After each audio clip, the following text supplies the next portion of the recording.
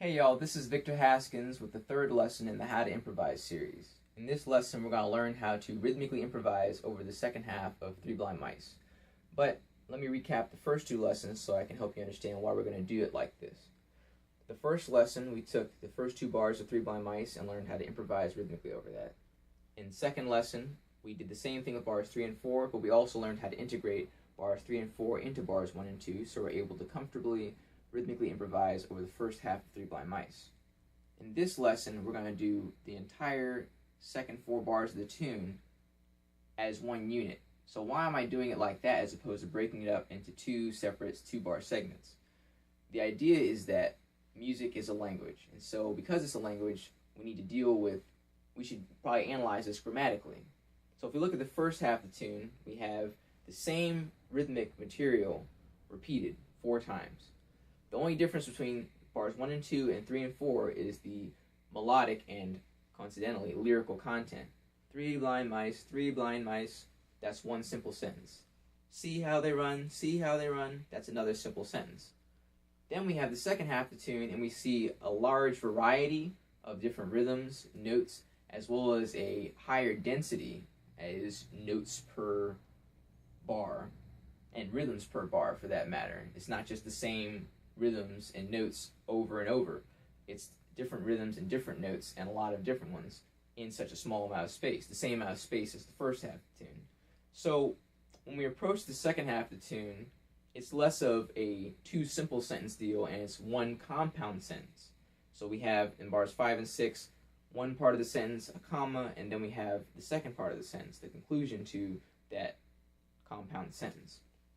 So when we're improvising and practicing improvising rhythmically over this section, we can maybe take a slightly different approach. When I improvise over the first half of the tune rhythmically, I feel like I need to be overly rhythmically aggressive in order to make the music feel like it has forward momentum, like it's going somewhere, because the same repetitive rhythm, 3/4 notes and a quarter rest, gets really boring by the time you get to the 4th iteration of it.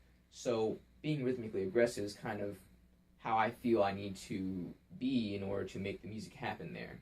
In the second half of the tune, the original melody and rhythms are already pretty dense and aggressive as it is. Like there's not much space and there's not much repetitiveness in these 4 bars. So maybe when we're improvising rhythmically over it and practicing that, we can take a slightly different approach to how we insert ourselves. We don't have to be as gung-ho with the rhythms. So I'll show you how I might improvise rhythmically over the second half of the tune. Once again, looping this 4-bar segment, and the first of 4 iterations, we're playing the original melody and rhythms, then we improvise, and then back to doing the same thing.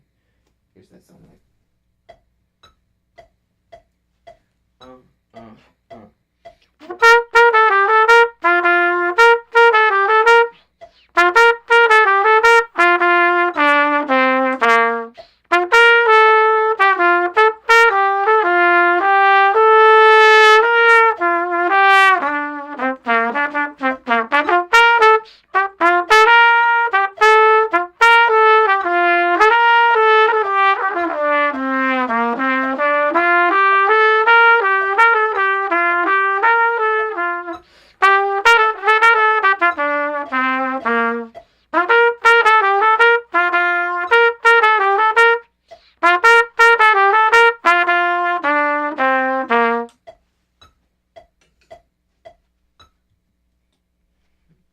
So as you heard, I really took advantage of how dense and active the original melody and rhythms are by taking a contrasting approach. But you can still hear not only the original melody of the tune in what I'm playing and improvising, but you can also hear the original phrasing to a certain degree.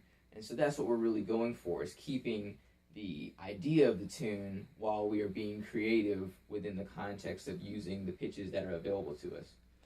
So that's this week's lesson. I hope you guys have fun practicing that. Next week will be our final lesson of purely dealing with rhythm in Three Blind Mice, and I'll show you how to deal with the whole tune rhythmically and practice that. Leave any comments and questions in the comment section down below, and I will see you guys next week.